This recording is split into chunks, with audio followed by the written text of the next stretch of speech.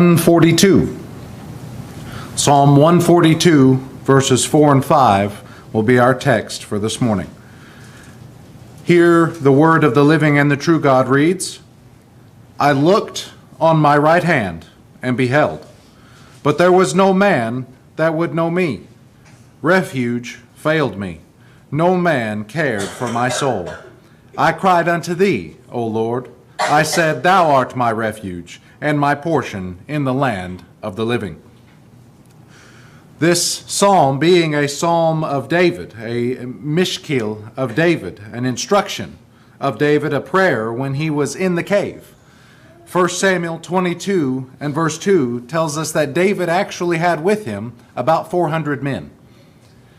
What is he saying here? That no man cared for his soul. Clearly, those 400 men cared for David. What he is getting at is it is not that they were unwilling to care for him, it is that they were unable to care for him. The 400 men, it is that they could offer, all the help that they could offer is not even close to what the Lord could do. They were certainly willing, or they wouldn't have been with him. He was fleeing from Saul. These men with him, they were unable to help him in the way that the Lord could help him. Men can only do what men can do, and they can do no more.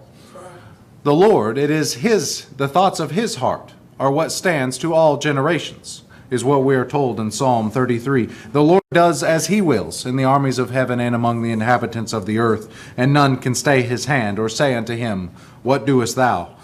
It is because of this, because men can only do what men can do, and they can do no more. Because of this, David seeks the Lord. David goes to the Lord. He knows that he can receive ultimate help from the Lord and from nowhere else. He looks to the Lord, to the hills, from whence comes his help. The only one that can certainly accomplish what he desires to accomplish. The only one that cannot and will not be providentially hindered. For he is the creator of providence. He is the one who does all things that he has desired.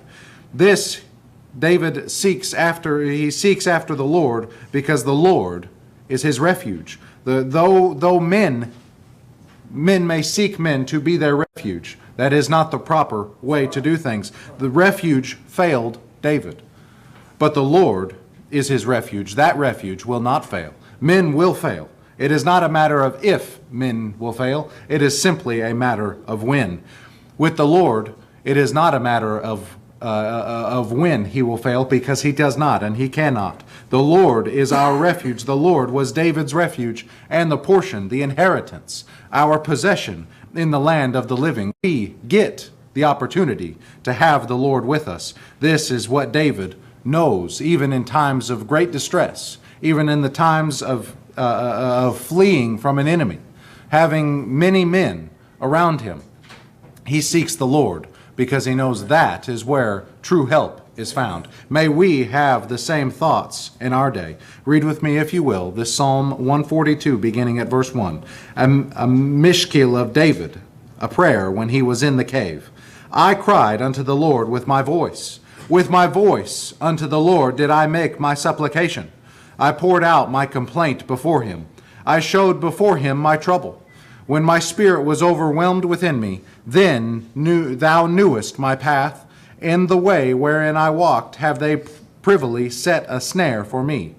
I looked on my right hand and beheld, but there was no man that would help me. Refuge failed me. No man cared for my soul. I cried unto thee, O Lord. I said, Thou art my refuge and my portion in the land of the living. Attend unto my cry, for I am brought very low. Deliver me from my persecutors, for they are stronger than I. Bring my soul out of prison, that I may praise thy name. The righteous shall compass me about, for thou shalt deal bountifully with me. Let us stand for prayer this morning. Our Father and our God, we thank you for being our refuge, our portion, our inheritance in the land of the living.